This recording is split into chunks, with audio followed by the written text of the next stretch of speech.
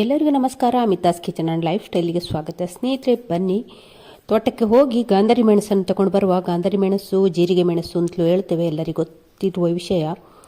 ಚಿಕ್ಕದಾಗಿ ಪಂಚ ಹಿಡಿತೆ ನೋಡಿ, ಈ ರೀತಿ ಉಂಟು. ಹಾಗಾದರೆ ಬನ್ನಿ ಅಮಿತಾಸ್ ಕಿಚನ್ಗೆ ಹೋಗುವ ರೆಸಿಪಿಯನ್ನು ಮಾಡುವ. ಹಾಗಾದರೆ ನಾವಿನ್ನು ಅಡಿಗೆ ಶುರು ಮಾಡುವಲ್ಲ.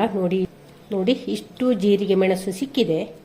ಗಾಂಧಾರಿ ಮೆಣಸು ಅಂತ ಹೇಳ್ತೇವಲ್ಲ, ಹಾಗೆ ಇಷ್ಟು ಪೂರ್ತಿ ಬೇಡ ನಮಗೆ. ಹಾಗೆ ಇಲ್ಲಿ 2 ಕೊಬ್ಬರಿಕಾಯಿಯನ್ನು ಕೂಡ ಸುಲಿದು ಇಟ್ಟುಕೊಂಡಿದ್ದೇನೆ ನೋಡಿ. ಹಾಗೆ ಕರಿಬೇವು ಸೊಪ್ಪು ಕೂಡ ಉಂಟು. ಇವಾಗ ಇದನ್ನೆಲ್ಲ ಉಪಯೋಗಿಸಿಕೊಂಡು ನಾವು ಫಸ್ಟಿಗೆ ತೆಂಗಿನಕಾಯಿಯನ್ನು ಸ್ಲೈಸ್ ಮಾಡಿಕೊಳ್ಳುವ. ಹೀಗೆ ಕತ್ತಿಯಲ್ಲಿ ಹೀಗೆ ಮಾಡಿಕೊಳ್ಬೋದು ನೋಡಿ, ಹೀಗೆ ಕೂಡ ಮಾಡಿಕೊಳ್ಬೋದು, ಮೆಟ್ಟು ಕತ್ತಿಯಲ್ಲಿ ಕೂಡ ಮಾಡಿಕೊಳ್ಬೋದು. ಹೀಗೆ ತೆಳ್ಳಗೆ ಸ್ಲೈಸ್ ಮಾಡಿದರೆ ಆಯಿತು ನೋಡಿ. ಇದು ಚಾಕು ಶಾರ್ಪ್ ಇರಬೇಕು ನೋಡಿ. ಹೀಗೆ ತೆಳ್ಳಗೆ ಮಾಡಿದರೆ ಆಯಿತು. ಎಲ್ಲವನ್ನು ಕೂಡ ಫಸ್ಟಿಗೆ ಹೀಗೆ ಮಾಡಿ ಇಟ್ಕೊಳ್ಳುವ. ಇಲ್ಲಿ ನೋಡಿ, ಕೊಬ್ಬರಿಯನ್ನೆಲ್ಲ ಕಟ್ ಮಾಡಿಕೊಂಡಾಯಿತು. ಹೀಗೆ ತೆಳ್ಳಗೆ ಸ್ಲೈಸ್ ಮಾಡಿಕೊಂಡಿದ್ದೇನೆ ನೋಡಿ. ಹೀಗೆ ದಪ್ಪ ಇದ್ರೆ ಉಂಟಲ್ಲ, ಇದನ್ನು ಮತ್ತೆ ಆನಂತರ ಕಟ್ ಮಾಡಿಕೊಳ್ಳಿ. ಹೀಗೆ ಫುಲ್ ಇಡಿ ಹಾಕಿ ಕುಳಿದು ಬೇಡ. ಇವಾಗ ಇಲ್ಲಿ ತೆಳ್ಳಗೆ ಮಾಡಿದ ಕಾರಣ ನಾನು ಇದನ್ನು ಮಿಕ್ಸರ್ ಜಾರಿಗೆ ಹೀಗೆ ಹಾಕ್ತೇನೆ. ಮತ್ತು ಕೆಲವೊಂದು ಮಿಕ್ಸಿಯ ಮೇಲೆ ಡಿಪೆಂಡ್. ಲೋಕಲ್ ಕ್ವಾಲಿಟಿಯ ಮಿಕ್ಸಿ ಆದರೆ ಬ್ಲೇಡ್ ಅಷ್ಟು ಬೇಗ ನೈಸ್ ಆಗೋದಿಲ್ಲ. ನಂದಿದು ಪ್ಯಾನಾಸೋನಿಕ್ ಮಿಕ್ಸಿ, ಆದ ಕಾರಣ ಹೀಗೆ ಸಹ ಹಾಕಿಕೊಳ್ಬೋದು. ಹಾಗೆ ದಪ್ಪ ಇದ್ದದನ್ನೆಲ್ಲ ಹೀಗೆ ಮಾಡಿಕೊಂಡ್ರೆ ಆಯ್ತು ನೋಡಿ, ಈ ರೀತಿ. ಇನ್ನಿದನ್ನು ನಾವು ಹಾಗೆ ಇಲ್ಲಿ ಕೆಲವೊಂದು ಸಾಮಗ್ರಿಯನ್ನು ಜೋಡಿಸಿ ಇಟ್ಟುಕೊಂಡಿದ್ದೇನೆ. ಹುಳಿ ತಗೊಂಡಿದ್ದೇನೆ, ಕಡಲೆಬೇಳೆ 1 ಟೇಬಲ್ ಸ್ಪೂನ್ನಷ್ಟು, ಹುರಿಗಡಲೆ ಒಂದು 4 ಟೇಬಲ್ ಸ್ಪೂನ್ನಷ್ಟು, ಒಂದು 20 ಎಸಳು ಬೆಳ್ಳುಳ್ಳಿ, ಶುಂಠಿ, ರುಚಿಗಾಗುವಷ್ಟು ಉಪ್ಪು, 1.5 ಟೇಬಲ್ ಸ್ಪೂನ್ನಷ್ಟು ಉದ್ದಿನಬೇಳೆ ತಗೊಂಡಿದ್ದೇನೆ. ಹಾಗೆ ಗಾಂಧಾರಿ ಮೆಣಸು, ಒಂದು 6 ಕಡ್ಡಿಯಷ್ಟು ಕರಿಬೇವನ್ನು ತಗೊಂಡಿದ್ದೇನೆ. ಇವಾಗ ಇದನ್ನೆಲ್ಲ ನಾವು ಮಿಕ್ಸರ್ ಜಾರಿಗೆ ಹಾಕಿಕೊಳ್ಳುವ. ಪೂರ್ತಿ ತೆಂಗಿನಕಾಯಿನ ಒಮ್ಮೆಗೆ ಹಾಕಿಕೊಳ್ಳೋದು ಬೇಡ, ಒಂದು ಸ್ವಲ್ಪ ಗ್ರೈಂಡ್ ಮಾಡಿಕೊಳ್ಳುವ ನೋಡಿ. ಅರ್ಧದಷ್ಟು ಹಾಕಿ ಫಸ್ಟಿಗೆ ಗ್ರೈಂಡ್ ಮಾಡಿಕೊಳ್ಳುವ. ಇಲ್ಲಿ ತೆಂಗಿನಕಾಯಿಯನ್ನು ಸ್ವಲ್ಪ ತರಿ ರುಬ್ಬಿಕೊಂಡು ಬಂದಿದ್ದೇನೆ. ಅದಕ್ಕೆ ಈಗ ಬೆಳ್ಳುಳ್ಳಿಯನ್ನು ಹಾಕುವ. ಪೂರ್ತಿ ಬೆಳ್ಳುಳ್ಳಿ ಹಾಕಿಕೊಳ್ಳೋದು ಬೇಡ, ಒಂದು ಅರ್ಧದಷ್ಟು ಬೆಳ್ಳುಳ್ಳಿ ಹಾಕುವ. ಇಂಚಿನಷ್ಟು ಶುಂಠಿಯನ್ನು ಕೂಡ ಕಟ್ ಮಾಡಿ ಹಾಕಿಕೊಳ್ಳುವ. ಅದರ ಜೊತೆಯಲ್ಲಿ ಅರ್ಧದಷ್ಟು ಗಾಂಧಾರಿ ಮೆಣಸನ್ನು ಕೂಡ ಹಾಕಿಕೊಳ್ಳುವ. ರುಚಿಗಾಗುವಷ್ಟು ಉಪ್ಪು, ಒಂದು ಸ್ವಲ್ಪ ಉಪ್ಪನ್ನು ಕೂಡ ಹಾಕಿಕೊಂಡೆ. ಹಾಗೆ ಹುಳಿಯನ್ನು ಕೂಡ ಹಾಕ್ತಾ ಇದ್ದೇನೆ. ನೀವು ಹುಣಸೆ ಹುಳಿಯನ್ನು ಹಾಕಿಕೊಳ್ಬೋದು. ಇವಾಗ ಇದನ್ನು ಪೌಡ್ರ್ ಮಾಡಿಕೊಂಡು ಬರುವ. ಇವಾಗ ನೋಡಿ, ಮೆಣಸನ್ನೆಲ್ಲ ಹಾಕಿ ಹೀಗೆ ಪೌಡ್ರ್ ಮಾಡಿಕೊಂಡಿದ್ದೇನೆ. ನೀರು ಹಾಕಲಿಕ್ಕಿಲ್ಲ, ನೀರು ಹಾಕದೆ ಅಂತೆಯೇ ರುಬ್ಬಿದ್ದು. ಇನ್ನು ಉಳಿದಂಥ ಸಾಮಗ್ರಿಯನ್ನು ಕೂಡ ಇದೇ ರೀತಿ ರುಬ್ಬಿಕೊಂಡು ಬರುವ. ಇವಾಗ ಇದನ್ನೆಲ್ಲ ಒಂದು ಪಾತ್ರೆಗೆ ಹಾಕಿಕೊಳ್ಳೋ. ಫಸ್ಟಿಗೆ ನೋಡಿ, ಈ ರೀತಿ ಪೌಡ್ರ್ ಮಾಡಿಕೊಂಡಿದ್ದೇನೆ. ತೆಂಗಿನಕಾಯಿಯನ್ನು ದಪ್ಪನೇ ಉಂಟು. ಅದಕ್ಕೆ ಈಗ ಒಂದು 6 ಕಡ್ಡಿ ಬೇವು ಸೊಪ್ಪನ್ನು ಇದಕ್ಕೆ ಹಾಕಿಕೊಳ್ಳುವ.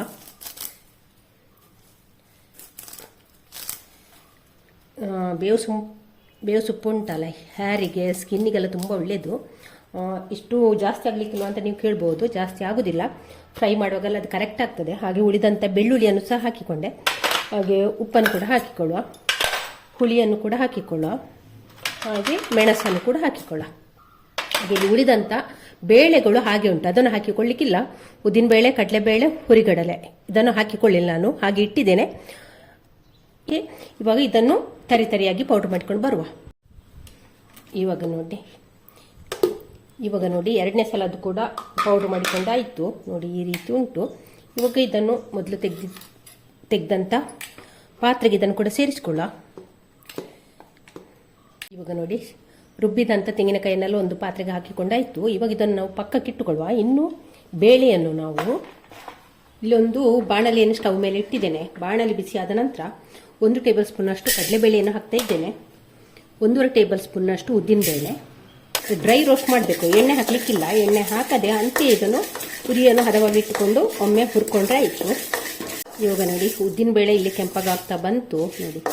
ಜಾಸ್ತಿ ಫ್ರೈ ಆಗೋದು ಬೇಡ ನೋಡಿ, ಸ್ವಲ್ಪ ಕೆಂಪಗಾಗ್ತಾ ಬಂತು. ಇದಕ್ಕೆ ಹುರಿಗಡಲೆನೆ ಹಾಕ್ತಾ ಇದ್ದೇನೆ. ಒಂದು 4 ಟೇಬಲ್ ಸ್ಪೂನಷ್ಟು ಹುರಿಗಡಲೆ ಉಂಟು. ಒಂದು ಸ್ವಲ್ಪ ಬೆಚ್ಚಗಾದರೆ ಸಾಕಿದ್ದು.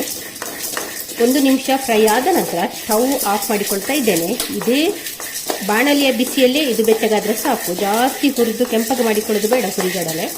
ಇವಾಗ ಇಲ್ಲಿ ಹುರಿದಂಥ ಬೇಳೆ ಎಲ್ಲ ತಣ್ಣಗಾಗಿದೆ. ಇವಾಗ ನಾವು ಇದನ್ನು ಕೊಬ್ಬರಿಯನ್ನೆಲ್ಲ ಪೌಡ್ರ್ ಮಾಡಿಕೊಂಡೇವಲ್ಲ, ಅದೇ ಮಿಕ್ಸರ್ ಜಾರಿಗೆ ಇದನ್ನೆಲ್ಲ ಬೇಳೆಯನ್ನು ಹಾಕಿಕೊಳ್ಳುವ. ಇನ್ನು ಇದನ್ನು ಮುಚ್ಚಳ ಹಾಕಿ ನಯವಾಗಿ ರುಬ್ಬಿಕೊಂಡು ಬರುವ. ಇವಾಗ ಇಲ್ಲಿ ಬಾಣಲೆಗೆ 1 ಟೇಬಲ್ ಸ್ಪೂನಷ್ಟು ಕೊಬ್ಬರಿ ಎಣ್ಣೆಯನ್ನು ಹಾಕಿಟ್ಟಿದ್ದೇನೆ. ಎಣ್ಣೆ ಬಿಸಿಯಾಗಿದೆ, ಅದಕ್ಕೆ ಈಗ ಸಾಸಿವೆಯನ್ನು ಹಾಕ್ತಾ ಇದ್ದೇನೆ. 1 ಟೇಬಲ್ ಸ್ಪೂನ್ ಅಷ್ಟು ಸಾಸಿವೆಯನ್ನು ಕೂಡ ಹಾಕಿದ್ದೇನೆ. ಸಾಸಿವೆ ಚಟಪಟ ಅಂತ ಹೇಳಿ ನೋಡಿ, ಚಟಪಟ ಅಂತ ಹೇಳ್ತಾ ಉಂಟು. ಇವಾಗ ಇದಕ್ಕೆ 1 ಟೀ ಸ್ಪೂನ್ ಅಷ್ಟು ಉದ್ದಿನಬೇಳೆಯನ್ನು ಕೂಡ ಹಾಕ್ತಾ ಇದ್ದೇನೆ. ಹಾಕಿ ಒಮ್ಮೆ ಫ್ರೈ ಮಾಡುವ. ಉದ್ದಿನಬೇಳೆ ಕೆಂಪಗಾಗ್ತಾ ಬಂತು, ಆಗ 1 ಕಡ್ಡಿಯಷ್ಟು ಕರಿಬೇವನ್ನು ಕಟ್ ಮಾಡಿ ಹಾಕ್ತಿದ್ದೇನೆ. ಇದನ್ನು ಕೂಡ ಫ್ರೈ ಮಾಡುವ. ಹಾಗೆ ಅದರ ಜೊತೆಯಲ್ಲಿ 1 ಒಣಮೆಣಸನ್ನು ಕೂಡ ಕಟ್ ಮಾಡಿ ಹಾಕಿದೆ. ಎಲ್ಲವನ್ನು ಕೂಡ ಫ್ರೈ ಮಾಡುವ. ನೋಡಿ, ಇವಾಗ ಇದಕ್ಕೆ ನಾವು ಪೌಡ್ರ್ ಮಾಡಿಟ್ಟುಕೊಂಡಂಥ ತೆಂಗಿನಕಾಯಿ ಮತ್ತು ಮೆಣಸಿನ ಮಿಶ್ರಣವನ್ನು ಇದಕ್ಕೆ ಸೇರಿಸಿಕೊಳ್ಳ. ಇದು ಬಿಸಿ ಆಗೋ ತನಕ ಬೆಂಕಿಯನ್ನು ಮೀಡಿಯಂ ಫ್ಲೇಮಲ್ಲಿ ಇಟ್ಕೊಂಡ್ರೆ ಆಯಿತು. ಈ ಮಿಶ್ರಣ ಎಲ್ಲ ಬೆಚ್ಚಗಾದ ನಂತರ ಉರಿಯನ್ನು ಸಿಮ್ಮಿಗೆ ಹಾಕಿಕೊಂಡ್ರೆ ಆಯಿತು. ಇವಾಗ ಕೈ ಬಿಡದೆ ಇದನ್ನೊಮ್ಮೆ ಚೆನ್ನಾಗಿ ಫ್ರೈ ಮಾಡುವ. ಇವಾಗ ಇದರ ಜೊತೆಯಲ್ಲಿ ಇಂಗನ್ನು ಕೂಡ ಹಾಕ್ತಿದ್ದೇನೆ. ಇಂಗಿನ ಪೌಡ್ರು ಸ್ವಲ್ಪ 1/4 ಟೀ ಸ್ಪೂನ್ ಅಷ್ಟು ಹಾಕಿಕೊಳ್ಳುವ. ಹಾಕಿದರೆ ಚೆನ್ನಾಗಿ ಡೈಜೆಷನ್ಗೆ ಕೂಡ ಒಳ್ಳೆಯದು. ಗ್ಯಾಸ್ಟ್ರಿಕ್ ಡೈಜೆಷನ್ಗೆಲ್ಲ ಇಂಗು ತುಂಬಾ ಒಳ್ಳೆಯದು. ಹಾಗೆ ಫ್ಲೇವರ್ ಮತ್ತು ಟೇಸ್ಟ್ ಕೂಡ ಚೆನ್ನಾಗಿರ್ತದೆ. ಇಂಗಿನ ಪರಿಮಳ ಹೆಚ್ಚಿನವರಿಗೆಲ್ಲ ಇಷ್ಟ ಅಲ್ಲ. ಇದೊಂದು ಸ್ವಲ್ಪ ಹಾಕಿಕೊಂಡಿದ್ದೇನೆ. ಹಾಕಿ ಒಮ್ಮೆ ಚೆನ್ನಾಗಿ ಕೈ ಬಿಡದೆ ಇದನ್ನೊಮ್ಮೆ ಚೆನ್ನಾಗಿ ಹುರಿತಾ ಇದ್ರೆ ಆಯಿತು. ಇವಾಗ ನಾನಿಲ್ಲಿ 20 ನಿಮಿಷ ಇದನ್ನು ಹುರಿಯುವುದಾಯಿತು. ನೋಡಿ, ಗ್ರೀನ್ ಕಲರ್ ಇದ್ದದ್ದು ಒಂದು ಸ್ವಲ್ಪ ಕಲರ್ ಚೇಂಜ್ ಆಗಿದೆ ಅಲ್ಲ, ಒಂದು ಸ್ವಲ್ಪ ರೆಡ್ ಬ್ರೌನ್ ಕಲರ್ಗೆ ಬಂದಿದೆ. ಈ ತೆಂಗಿನಕಾಯಿ ಎಲ್ಲ ನೋಡಿ ಸ್ವಲ್ಪ ಕೆಂಪಾಗಿದೆ ನೋಡಿ ಅಲ್ವಾ. ನೋಡಿ, ಹಾಗೆ ಇದು ಕೂಡ ಕ್ರಿಸ್ಪಿ ಆಗಿದೆ.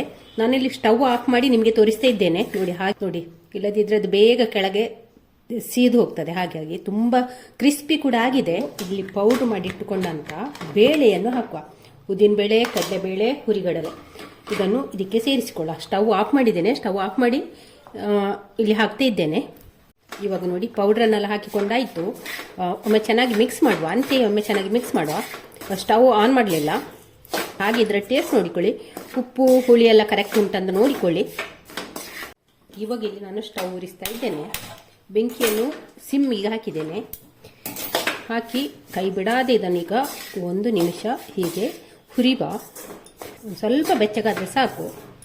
ಏನು ಹುರ್ಕೊಳ್ಳೋದು ಬೇಡ, ಫ್ರೈ ಮಾಡೋದು ಬೇಡ. ಅಂದರೆ ಬೇಳೆ ಕೂಡ ಹುರಿದಂಥದ್ದಲ್ಲ. ಈಗ ನಾನು ಸ್ಟವ್ ಆಫ್ ಮಾಡಿದ್ದೇನೆ. ಹಾಗೆ ಇದೇ ಬಿಸಿಯಲ್ಲಿ ಇದು ಚೆನ್ನಾಗಿ ಮಿಕ್ಸ್ ಮಾಡ್ತಾ ಇದ್ದೇನೆ. ನೋಡಿ, ನಮ್ಮ ಘಮಘಮಿಸುವ ಗಾಂಧಾರಿ ಮೆಣಸಿನ ಡ್ರೈ ಚಟ್ನಿ ರೆಡಿಯಾಗಿದೆ. ನೋಡಿ, ತುಂಬ ಚೆನ್ನಾಗಿ ಬಂದಿದೆ. ಟೇಸ್ಟ್ ಕೂಡ ತುಂಬಾ ಅದ್ಭುತವಾಗಿದೆ. ನೀವು ಒಂದ್ಸಲಿ ಟ್ರೈ ಮಾಡಿ. ಇದು ಗಂಜಿ ಊಟಕ್ಕೆ, ದೋಸೆಗೆ ಮತ್ತು ಇಡ್ಲಿಗೆ ಎಲ್ಲದಕ್ಕೂ ಏನು ಪದಾರ್ಥ ಇಲ್ಲದಿದ್ದರೆ ಸಾಕು. ಇದೊಂದು ಇದ್ರೆ ಉಂಟಲ್ಲ, ಈ ಪೌಡ್ರ್ ಇದ್ದರೆ ಯಾವುದೇ ಭಯ ಇಲ್ಲ ನಿಮಗೆ. ಯಾರು ಬಂದರೂ ಕೂಡ ಇದನ್ನು ಪೂರ್ತಿ ತಣ್ಣಗಾಗಲಿ. ಆನಂತರ ಬಾಟ್ಲಿಗೆ ತುಂಬಿಸಿ ಇದ್ರೆ ಆಯಿತು. ಏರ್ಟೈಟ್ ಕಂಟೈನರಿಗೆ ತುಂಬಿಸ್ಕೊಂಡ್ರೆ ಆಯಿತು. ಒಂದು ಸಣ್ಣ ಬಾಟ್ಲಲ್ಲಿ ಹಾಕಿಕೊಳ್ಳಿ. ನಿಮಗೆ ಒಂದು 15 ದಿವಸಕ್ಕೆ ಎಷ್ಟು ಬೇಕು ಚಟ್ನಿ ಪೌಡ್ರು ಅಷ್ಟನ್ನು ಒಂದು ಸಣ್ಣ ಬಾಟ್ಲಿಗೆ ಹಾಕಿಕೊಳ್ಳಿ. ಆನಂತರ ಅದು ಖಾಲಿ ಆದ ನಂತರ ದೊಡ್ಡ ಬಾಟ್ಲಿಯಿಂದ ತೆಗೆದು ತುಂಬಿಸ್ಕೊಂಡ್ರೆ ಆಯಿತು. ಒಮ್ಮೆಗೆ ದೊಡ್ಡ ಬಾಟ್ಲಿಂದ ತೆಗೆದು ಪದೇ ತೆಗೆಯುವುದನ್ನು ಮಾಡಬೇಡಿ. ಅಂದರೆ ನಿಮಗೆ ಜಾಸ್ತಿ ಟೈಮ್ ಅದು ಬರಲಿಕ್ಕಿಲ್ಲ, ಬಾಳಿಕೆ ಬರಲಿಕ್ಕಿಲ್ಲ. ಹಾಗೆ ಟೇಸ್ಟ್ ಮತ್ತು ಟೆಕ್ಸ್ಚರ್ ಕೂಡ ಚೆನ್ನಾಗಿರುವುದಿಲ್ಲ. ಇಲ್ಲಿ ಒಂದು ಪ್ಲಾಸ್ಟಿಕ್ ಬಾಟ್ಲ್ ತಗೊಂಡಿದ್ದೇನೆ. ಅದಕ್ಕೆ ಪ್ಲಾಸ್ಟಿಕ್ ಕವರನ್ನು ಈ ರೀತಿ ಹಾಕ್ಕೊಂಡಿದ್ದೇನೆ. ಇವಾಗ ಇದಕ್ಕೆ ತುಂಬಿಸಿಕೊಳ್ಳುವ. ಹಾಗೆ ನಂತರ ಒಂದು ಸ್ವಲ್ಪ ಹೀಗೆ ಟ್ಯಾಪ್ ಮಾಡಿಕೊಳ್ಬೇಕು. ಹೀಗೆ ಇಷ್ಟು ತುಂಬಿಸಿ ಇಟ್ಕೊಂಡಿದ್ದೇನೆ. ತುಂಬಿಸಿದ ನಂತರ ಇದನ್ನೊಂದು ಹೀಗೆ ಗಂಟೆ ಹಾಕಿಕೊಳ್ಳ. ನಾವು ಹೀಗೆ ಟೈಟ್ ಮಾಡಿಕೊಳ್ಳ.